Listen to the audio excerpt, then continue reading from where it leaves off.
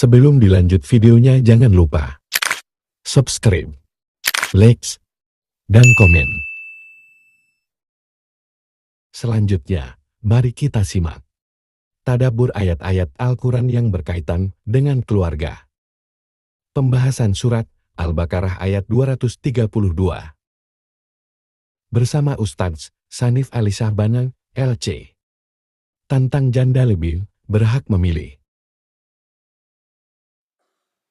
Bismillahirrahmanirrahim. Assalamualaikum warahmatullahi wabarakatuh.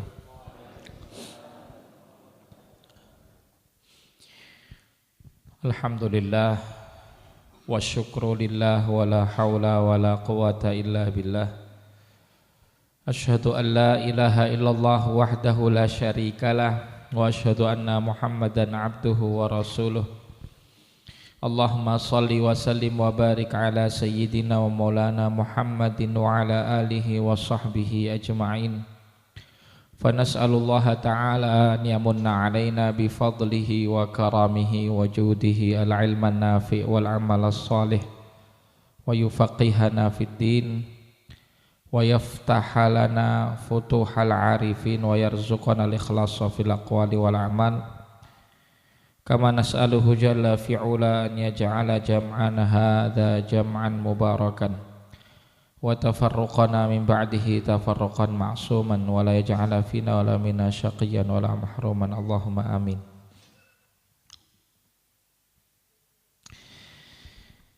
Ma'asyiral muslimin wal muslimat, jamaah pengaosan kajian Ahad pagi Desa Sepanjang. Alhamdulillah enjang menika kawula panjenengan saged makempal manunggal kanthi wilujeng sehat walafiat wonten papan menika Masjid Komplek Pondok Pesantren Darul Falah.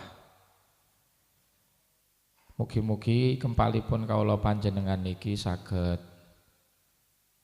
dadosaken tambahipun iman lan takwa lan ugi saged dadosaken kawula panjenengan hamba-hamba kawulaning Gusti Allah ingkang angsal pitedah melalui wasilahipun nggih menika ilmu. Lajengaken napa ingkang dados tema rutin kajian Ahad keempat nggih menika tadabbur ayat-ayat Quran ingkang kaitanipun kalian keluarga. Setunggal sasi ingkang kepengker nggih menika ayat 230 setunggal leres nggih. Niki berarti mlebet ayat salajengipun nggih menika 230 kali. Nih. Allah Subhanahu wa taala ngendika wonten Al-Qur'an surat Al-Baqarah ayat 230 kali. A'udzu billahi minasy syaithanir rajim. وَإِذَا طَلَّقْتُمُ النِّسَاءَ فَبَلَغْنَ أَجَلَهُنَّ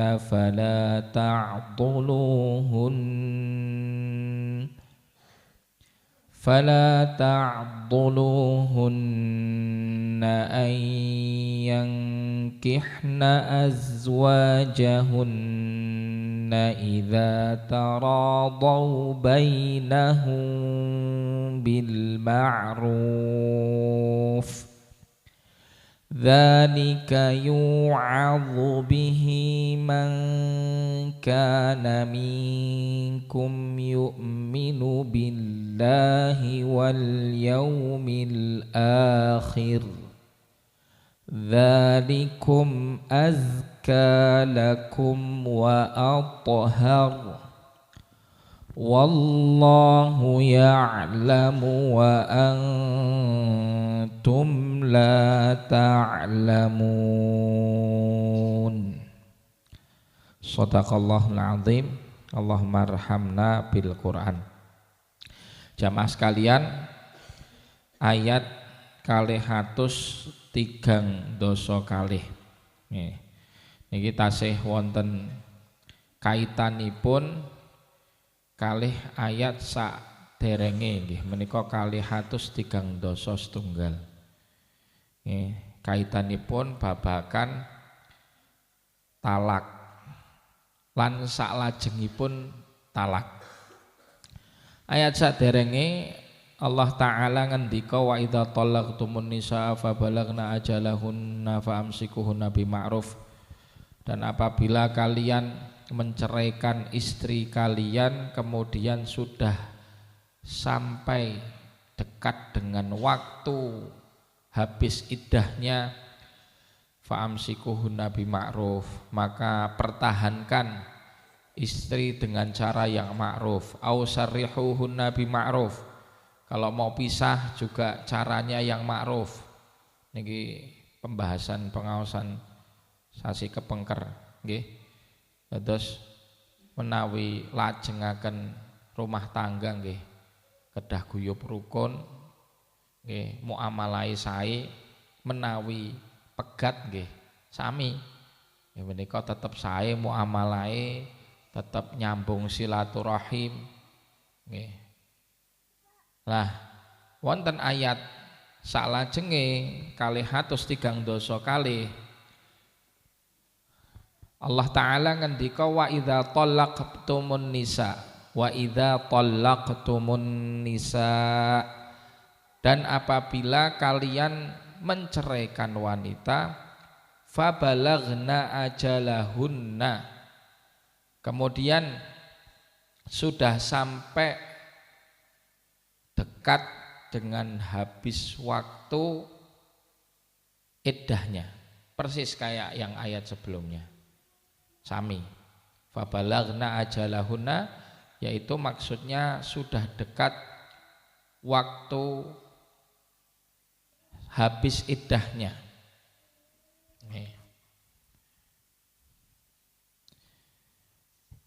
Nah, fabalagna ajalahunna fala ta'dhuluhunna. Ya. Wa idza talaqtumun nisaa fabalagna ajalahunna. Ya, nasnya sama fabalagna ajalahunna seperti ayat yang sebelumnya nggih. Nah, nanging maknane ngapunten, fabalagna ajalahunna di sini bukan mau habis masa iddahnya, tetapi justru habis masa iddahnya. Kalau yang ayat pertama sebelum habis. Kenging napa? Karena konteksnya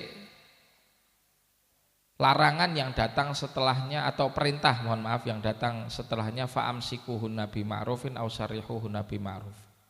Perintah untuk mempertahankan dan atau melepas. Nah niki kan kapan bisa dipertahankan? Kalau iddahnya belum habis.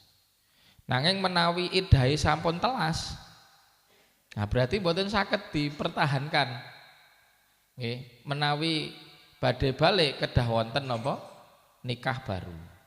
Maka konteks wa idza talaqtumun nisaa fa balagna ajalahunna. Nah niki sami persis lafadznya dengan ayat sebelumnya, tetapi maknanya fa balagna ajalahunna sudah habis masa iddahnya. Sudah habis masa iddahnya. Fala ta'dhuluhunna, maka janganlah kalian, nah ini khitabnya ya kepada siapa? Bukan kepada suami, tetapi khitabnya kepada para wali. Janganlah kalian para wali ta'dhuluhunna, menghalang-halangi mereka, melarang mereka ayyangkihna azwajahunna, untuk mereka menikahi suaminya yang dulu. Ya. Baik suami, kalau dia itu iddahnya itu sekali, mohon maaf, talaknya sekali atau 2 kali kan masih bisa rujuk kembali dengan nikah baru. kecuali kalau talaknya sudah 3 kali, tidak bisa rujuk lagi. Harus menikah dulu perempuan ini dengan laki-laki lain. Ya. Nah, konteks fala ta'dzuluhunna ayyankihna azwajahunna, secara bahasa Al-Qur'an ayyankihna azwajahunna, jangan kalian halangi mereka menikahi suami. Maksudnya calon suami. Seakan-akan di sini sudah didudukkan sebagai suami secara penamaan, azwajahunna. Nggih. Azwaj niku kan artinya suami loh. Bagaimana menikahi suami? Bukannya suami itu artinya sudah jadi suami pasangan yang sah statusnya. Tapi makna azwajahunna di sini calon suami. Jadi masih calon. Karena biasanya wali, nah ini konteksnya berlaku baik suami yang lama atau calon suami yang baru. Calon suaminya ini adalah mantannya yang lama atau calon suami yang baru. Seringkali wali itu enggan menikahkan siapa yang di bawah tanggung jawabnya, ya, mau itu putrinya atau adiknya atau ponaannya, ya, karena khawatir seumpama dinikahkan nanti pernikahannya gagal lagi. Dengan adanya perceraian itu kan berarti menimbulkan kekhawatiran. Oh, nanti tak nikahke gek engko pegatan meneh. Ngoten. Nah, terus ada kekhawatiran untuk menikahkan. Atau kekhawatiran kepada calon yang dinikahkan kepadanya. Kalau dia mantan suaminya dulu, lah wong dhisik wae pegat kok malah meh balik meneh ngoten. Ngoten nggih. Lah dhisik kan ya pegat, lagi kok meh balik meneh. Bukankah dulu yang menjadikan cerai itu adalah adanya problematika di dalam rumah tangga? Loh kok ini mau balik lagi? Atau kalau dia calon yang baru, kekhawatiran bahwa calon ini ya tidak bisa bertanggung jawab. Maka kemudian muncul napa niku tadi istilahipun adl. Adl itu pelarangan ataupun napa istilahnya ngalangi, ya, mencegah, ya, pencegahan ataupun nyusah-nyusahi, ngalang-ngalangi untuk mengizinkan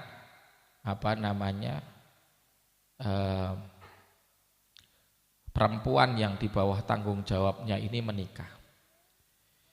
Nah, di sini ayat ini sekaligus menjadi dalil bagi jumhur ulama yang berpendapat bahwa janda itu ya tetap membutuhkan wali. Karena kalau janda tidak membutuhkan wali, enggak perlu ada ayat ini. Fala ta'dzuluhunna ayyankihna azwajahunna.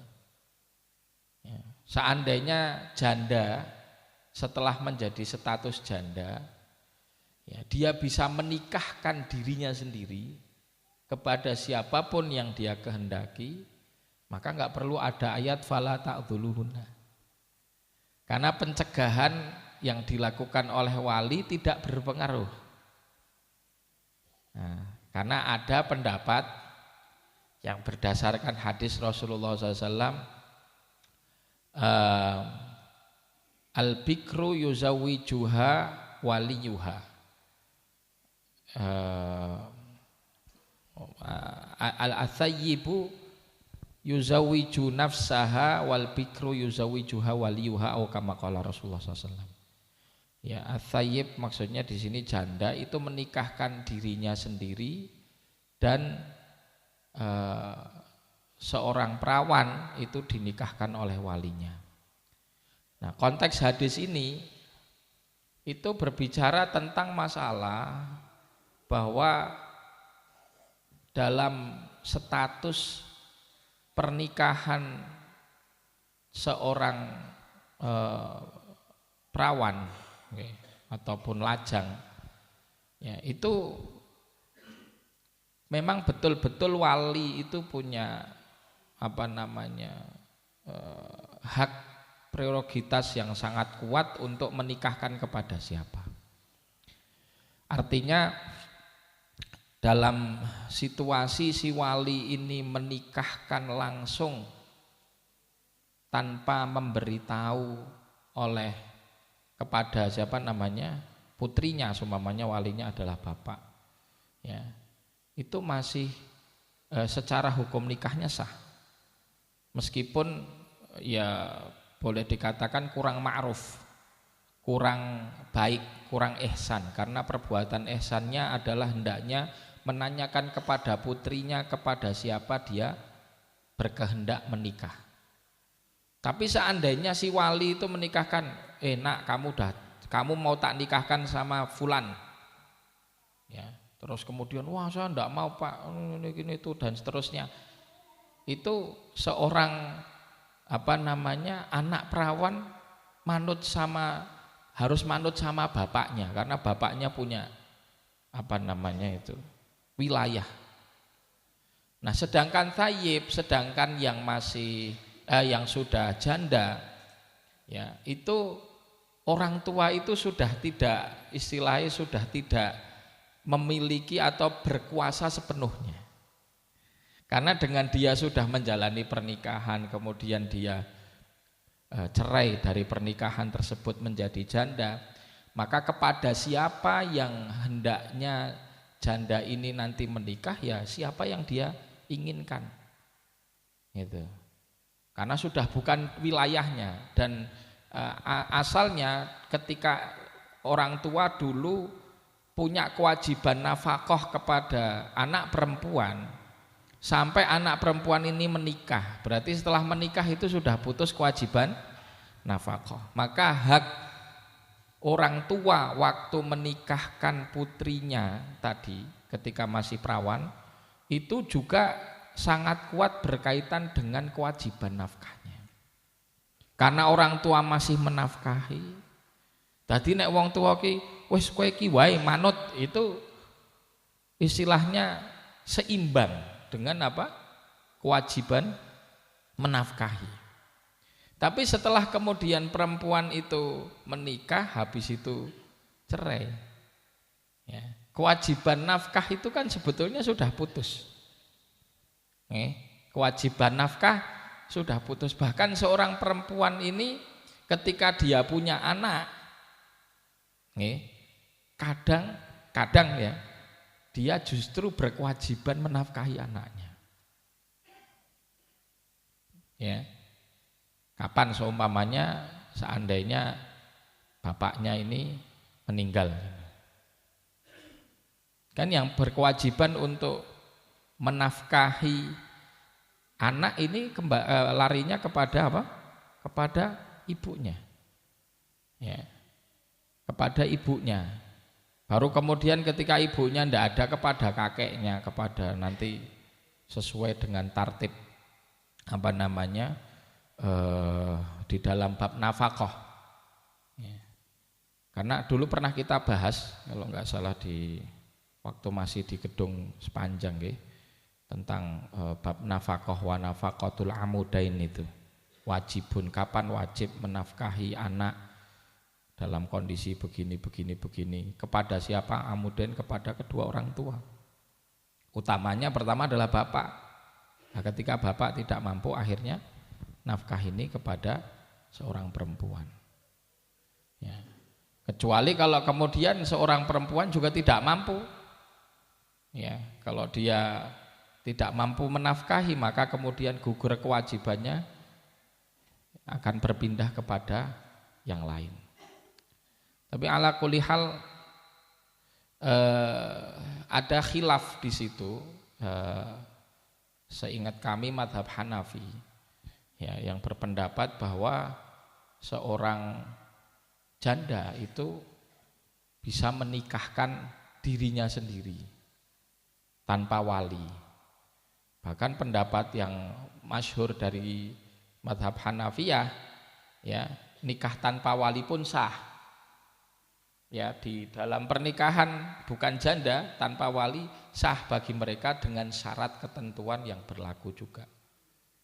Ya, itu butuh dipahami juga syarat ketentuannya. Kadang orang cuman ngapal pendapat, oh boleh nikah tanpa wali menurut mazhab Hanafi. Wis tak melu mazhab Hanafi wae ben penak. Nikahi ora nggo wali, tapi tidak membaca syarat ketentuan.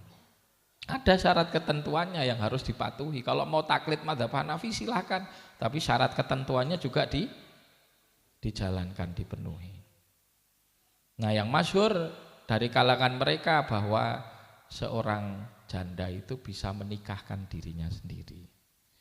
Maka pernah suatu saat ngapunten ya, kula niku disuwun kan nyekseni.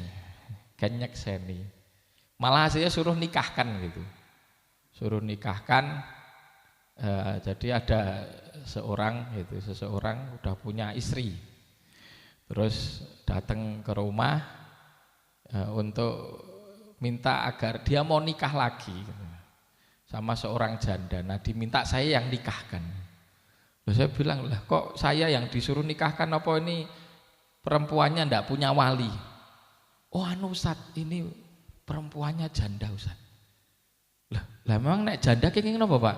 Loh kalau janda kan boleh menikahkan sendiri toh saat milih. Waduh, ternyata ngikut pendapat niki. Akhirnya kalau enggak begitu Pak, kami mazhab Syafi'i tetap yang menikahkan walinya. Tapi wali tidak bisa memaksa. Ya, dan ini ayat ini juga nanti jadi penguat, tidak bisa memaksakan kepada siapa calon yang dipilih. Jadi kalau udah jadi janda itu ya wis kowe karepe meh rabi karo sapa wis waline ndak bisa ikut campur di situ. Ya, artinya dia cuman apa? Menikahkan saja. Ya. Jadi untuk keabsahan nikah itu tetap syaratnya wali. Tapi kepada pilihannya siapa? Itu kembali kepada si janda ini sendiri. Nah, nek dipilih ke salah malah repot. Nggih napa mboten? Kalau tadi masih dalam status perawan, ya dipilihkan semuanya sama orang tua, terus ternyata ndak bener, ndak pas gitu pilihan orang tua. Tapi orang tua kan punya tadi kewajiban menafkahi tadi, sehingga di situ masih ada apa? Ada timbal balik, seimbang karena dia menafkahi, maka dia juga menikahkan, memilihkan kepada putrinya calon yang terbaik. Itu. Nah, kalau sudah jadi janda, nah maka pilihan dikembalikan kepada si janda ini, tapi keabsahan nikah tetap harus melalui proses pernikahan yang dinikahkan walinya. Kalau ada yang mau mewakili walinya berarti harus mewakilkan. Ada sighah taukil. Ya, sighah taukil perwakilan baik secara langsung lisan atau bisa juga tertulis. Bahwa saya Fulan bin Fulan wali daripada putri bernama Fulanah gitu ya. Mewakilkan pernikahannya kepada untuk ya mewakilkan pernikahannya untuk saudara Fulan bin Fulan kepada siapa? Untuk ini maksudnya calonnya. Kepada itu berarti siapa yang diwakilkan. Setelah ada sighah taukil itu berarti perwalian itu bisa diwakilkan. Nah, seperti sekarang napa seringnya kan diwakili Pak Mudin atau dari petugas KUA. Nah, makaten. Jadi kembali permasalahan janda tadi nggih, itu tidak bisa menikahkan dirinya sendiri. Tetap harus melalui wali. Tapi siapa, kepada siapa dia berhak menentukan dan memilih. Ya, siapa suaminya nanti atau calon suaminya. Dan walinya tidak boleh mengintervensi. Ya. Maka di sini fala ta'dhuluhunna ayyankihna azwajahunna, Janganlah kamu menghalangi atau mencegah dia menikah lagi dengan calon suaminya. Ya, calon suaminya di sini zahirnya adalah suami yang dulu, suami yang pertama. Ya. Dengan catatan apa? Bahwa talaknya itu adalah talak yang pertama dan talak yang kedua. Diriwayatkan oleh Imam Abu Dawud dan Tirmidzi serta Ibnu Majah, juga Imam Ibnu Abi Hatim, Ibnu Jarir, dan banyak rawi hadis yang lain. Jalurnya juga banyak, ya.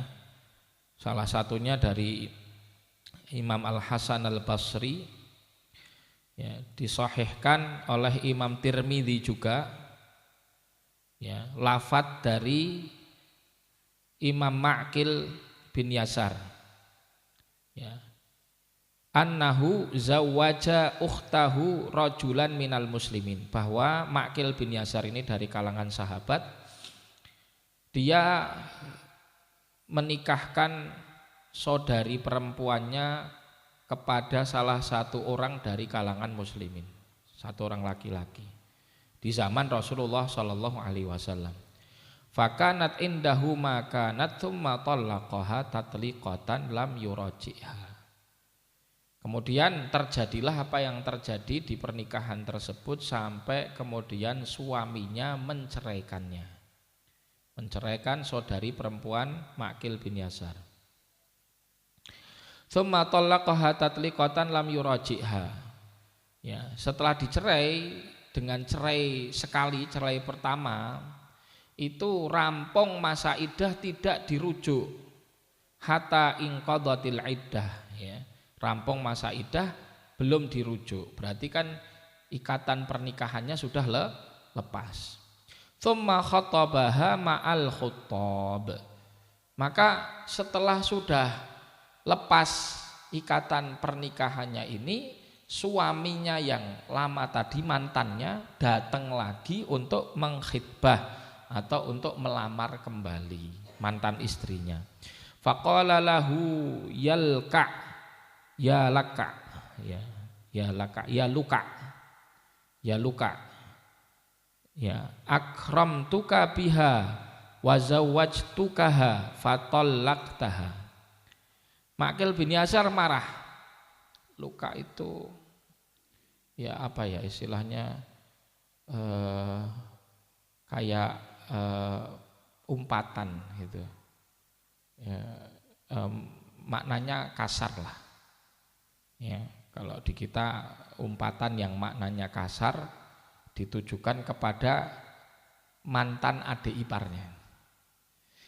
Kamu ini sudah tak muliakan dengan tak nikahkan kepada saudari perempuanku, tapi kok malah kamu cerai. Jadi marah dia ketika si mantan adik iparnya ini ngelamar lagi. Ma'qil bin Yasar marah, ya, wallahi la tarji'u ilaika abadan, demi Allah itu tidak akan balik lagi ke kamu selamanya. Artinya saya sebagai wali enggak bakal menikahkan, saya tidak akan ridho menikahkan kamu dengan saudari perempuanku. Fakanat indahuma la tarji ilaika abadan akhiru ma alaika qala, ya, fa'alimallahu hajatahu ilaiha, ya, wallahi la tarji ilaika abadan qala fa'alimallahu hajatahu ilaiha wa hajataha ila ba'liha fa anzalallahu wa idza talaqtumun nisa fabalagna ajalahun. Nah, ternyata si adiknya Ma'qil bin Yasar ini ya masih seneng sama mantan suaminya. Sebagaimana Ma'qil juga masih mantan adik iparnya si mantan suaminya ini juga masih seneng. Jadi dua-duanya itu masih sama-sama seneng. Kalaulah dulu pernah terjadi perselisihan sampai cerai, itu bukan berarti rasa cinta itu hilang. Nggih napa mboten Bu? Cinta lama bersemi kembali. CLBK. Napa mulai kadang pas sudah cerai ternyata gelo. Wah, aku ki janjane wingi ora pengen megat. Nah gitu. Terus yang perempuannya juga sama, akhirnya masih cinta lama itu ternyata masih ada. Nah, ketika Allah mengetahui kondisi dari kedua hambanya ini, ya, maka Allah menurunkan ayat. Jadi ayat ini salah satu sebab diturunkannya adalah kisahnya Ma'qil bin Yasar, yang dia menghalang-halangi untuk menikahkan siapa? Adiknya. Menghalang-halangi atau saudarinya, menikahkan saudari perempuannya kepada mantan suaminya. Maka Allah Subhanahu wa taala menurunkan fala ta'dhuluhunna. Janganlah kamu menghalang-halangi ya siapa? Wanita atau perempuan yang ada di bawah wilayahmu. Dalam hal ini hadis ini konteksnya bukan anak bapak, tetapi adalah saudara laki-laki kepada saudari perempuan. Jadi intinya ini berlaku umum. Tapi yang lebih kuat biasanya karena wilayahnya itu sangat kuat adalah bapak. Ya, kadang bapak menghalang-halangi anak perempuan untuk menikah kepada calon yang dia inginkan. Disyarati di sini idza taradau bainahum bil ma'ruf. Apabila mereka keduanya, ya, si mempelai laki-laki dan mempelai perempuan ini betul-betul saling ridho untuk kembali, untuk rujuk, atau bahkan nanti konteks adl ini berlaku bagi wanita yang belum menikah, masih perawan, tapi orang tuanya menghalang-halangi terus. Dia mau nikah sama siapa digagalkan, ada orang lamar ditolak terus. Nah, ketika sudah sampai terjadi seperti itu, nanti ada hukum adl yang setelah ini akan saya bicarakan. Jadi ini berlaku bukan hanya bagi janda, larangan ini. Idza taradau bainahum bil ma'ruf, apabila keduanya sudah saling ridha dengan cara yang ma'ruf. Ya, dengan cara yang ma'ruf. Dzalika yu'adzu bihi man kana minkum yu'minu billahi wal yaumil akhir. Hal ini yu'adzu bihi, diwasiatkan, dinasihatkan dengannya kepada siapa di antara kalian yang beriman kepada Allah dan hari akhir. Dzalikum azka lakum wa athhar, yang demikian itu lebih suci bagi kalian, lebih bersih dan juga lebih suci bagi kalian. Wallahu ya'lamu wa antum la ta'lamun. Allah Maha mengetahui dan kalian tidak mengetahui. Jadi seringkali persepsi, nah ini tadi persepsi Ma'qil bin Yasar itu, dulu saja pas kamu jadi suaminya yang sah, kamu tidak mempertahankan rumah tangga ini. Lah kok sekarang minta lagi, kan gitu persepsinya, bahwa ketika balik lagi rujuk dengan suami yang lama itu adalah perkara yang negatif. Ya, tetapi di sini Allah menegaskan wallahu ya'lamu wa antum la ta'lamun. Allah yang Maha mengetahui. Kita nggak ngerti apa-apa. Bisa jadi maslahatnya dengan rujuk itu ternyata habis itu tambah sakinah mawadah warahmah. Akhirnya ngerasa kayak ternyata nek orang duwe bojo ya ora penak gitu. Oh ternyata tak eling-eling meneh iki. Wah, bojoku kae jebule apikane pol. Wah, akhirnya mempertimbangkan, mensyukuri nikmat yang selama ini kadang tidak disyukuri. Ya. Kapan nikmat itu disyukuri? Ketika orang kehilangan nikmat tersebut. Nggih napa mboten? Ketika kita ngerasakan aman gini situasi, Bu. Nggih, aman, tentrem. Itu kita ngerasa nikmat aman itu kayak perkara yang remeh. Tapi coba sampai ketika seseorang itu menghadapi situasi susah, terjadi peperangan, terjadi huru-hara. Nikmat aman itu menjadi nikmat yang paling besar. Ketika kita bisa makan, kadang kita lupa loh mensyukuri alhamdulillahilladzi at'amana wa saqana wa ja'alana minal muslimin, kan jarang kita mensyukuri itu. Habis makan namun ngomong, ono rampung sudah kan itu. Lupa syukur toh Bu nggih? Nggih. Padahal harusnya kita bersyukur kan? Alhamdulillahilladzi at'amana wa saqana wa ja'alana minal muslimin. Alhamdulillah yang telah memberi kita makan, ngasih kita minum, menjadikan kita golongan orang-orang yang muslim. Nikmat besar sekali, nikmat besar itu kita bisa makan, kita muslim. Nah, coba seandainya Allah cabut nikmat makanan tersebut. Berapa hari kita mau makan susah. Baru kerasa akhirnya, ya Allah, betapa besar nikmat makan. Nikmat sehat. Kapan coba terasa nikmat sehat? Ketika sakit. Sama nikmat menikah itu juga akan betul-betul dirasakan sama seseorang kalau kemudian dia cerai. Tapi malah ada yang kebalikan. Alhamdulillah aku wis pegatan ngoten. Tapi biasanya pengen nikah lagi kok biasanya gitu. Perkara niku mengke napa kalih calon yang sebelumnya atau calon yang baru lagi, tapi umumnya pengen nikah lagi. Leres napa mboten? Nek bapak-bapak kados leres. Nggih Pak nggih. Nggih napa nggih? Leres to? Anak ibu-ibu niki. Oh mboten. Kok kenging napa? Trauma Bu, napa pripun? Trauma sanjange Pak nek ibu-ibu. Nggih. Tapi akhirnya kadang terpaksa. Ya, memang banyak yang mengatakan gitu, kalau terjadi konflik di rumah tangga sampai perceraian itu banyak akhirnya wanita wis mending wong aku urip dhewe ya iso. Aku urip dhewe ya iso. Aku ngopeni anak lho iso. Tapi ada yang akhirnya dalam kondisi terpepet, susah nyari maisha, mungkin putra-putrinya juga amanahnya banyak. Ada seseorang akhwat masih muda, usianya masih muda, cerai sama suaminya, ya ditinggali anak 4 orang masih kecil-kecil, masih kecil-kecil, butuh biaya sekolah, butuh biaya buat susu, buat biaya ini itu. Sudah nyoba nyari kerja ini, nyari kerja itu, belum cukup. Akhirnya apa? Ya sudah, nikah lagi Bu.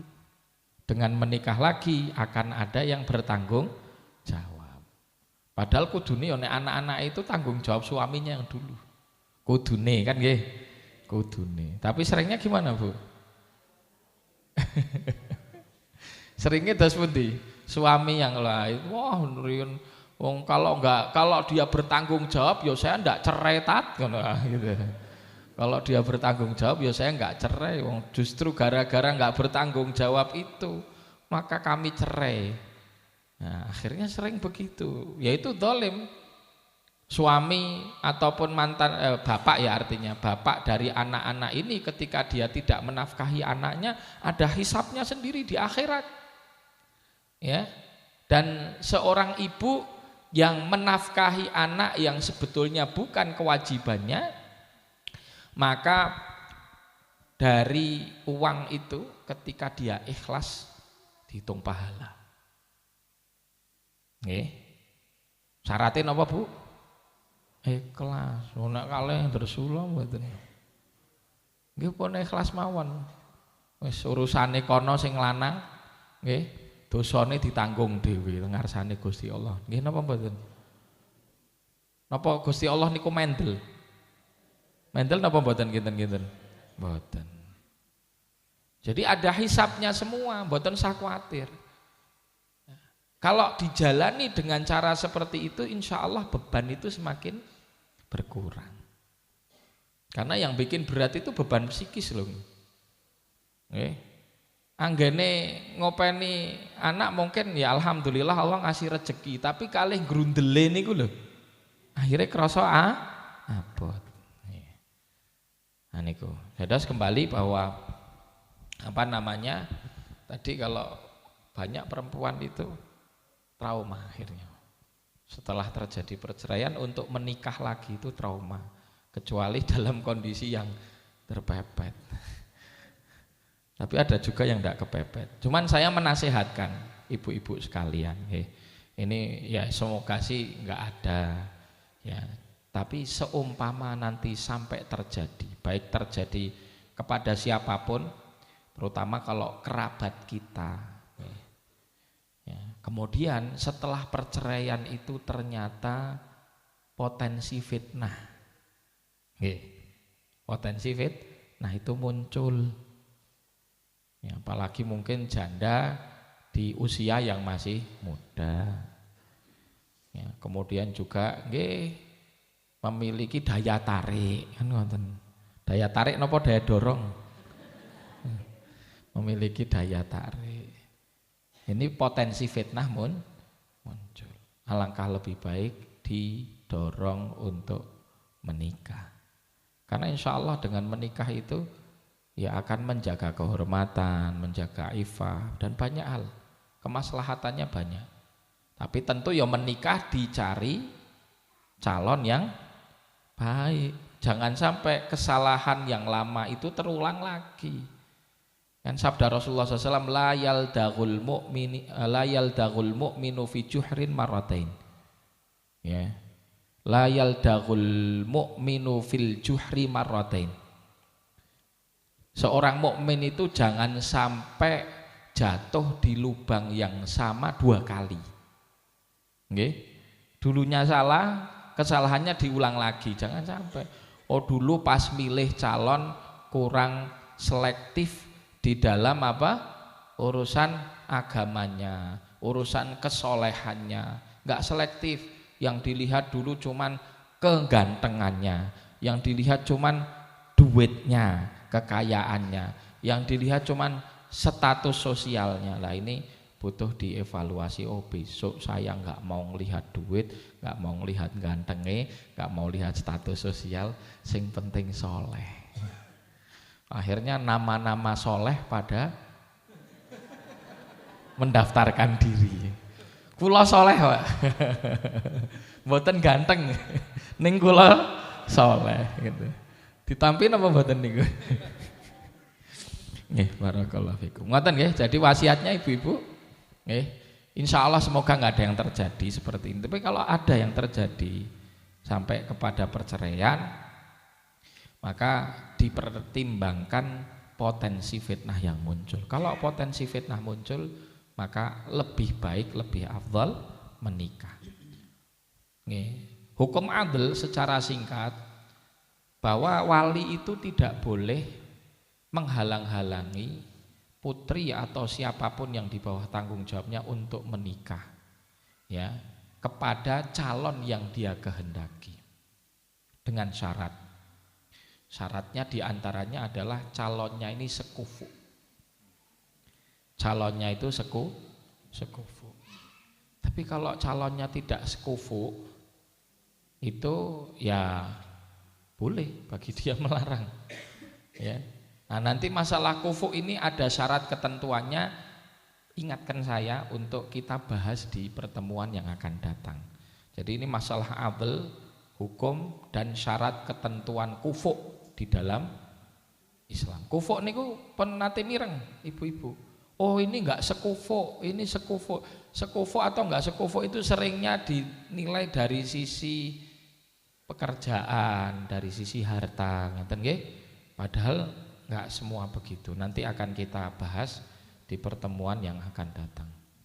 Ini karena waktunya sudah habis. Nggih. Makaten napa ingkang saged kula aturaken wassallallahu wasallim wa barik ala Muhammad wa ala alihi washabbihi wasallama tasliman katsira. Nuhun pangapunten saderengipun dipun pungkasi niki mungkin tak dados PR malih. Wonten setunggal pitangletan Ustaz. Assalamualaikum Ustaz. mau tanya, kalau nikah siri itu apa bisa cerai? Matur nuwun.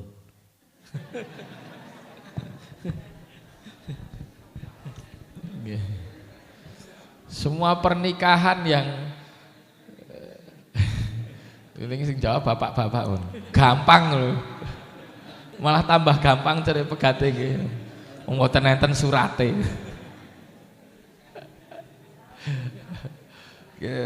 Nek teng motor niku mboten nonton BPKB motor pedotan. Nah niki nikah pedotan. Mboten nonton buku nikahe. Lebih mudah menurut bapak-bapak. Yang jelas setiap akad yang dia itu sah secara syar'i berarti ya bisa cerai. Bisa cerai secara syar'i juga. Yang tidak bisa cerai itu ketika akadnya tidak syar'i. Justru nggak bisa cerai. Kenapa? Karena belum sah. Bagaimana sesuatu yang belum dikatakan sah pernikahannya kok mau cerai? Nah, ngoten. Jadi justru kalau dia sah secara syar'i, meskipun itu siri itu kan istilah siri itu adalah pernikahan yang belum dicatatkan. Belum dicatatkan di pencatatan pernikahan itu KUA atau di bawah Kementerian Agama. Itu definisi siri loh ya. Tapi kalau maksud siri itu nikah tanpa wali, lah itu tidak sah. Karena tidak sah berarti ya nggak bisa cerai, bahkan nggak bisa ngapa-ngapain wong belum sah. Bener.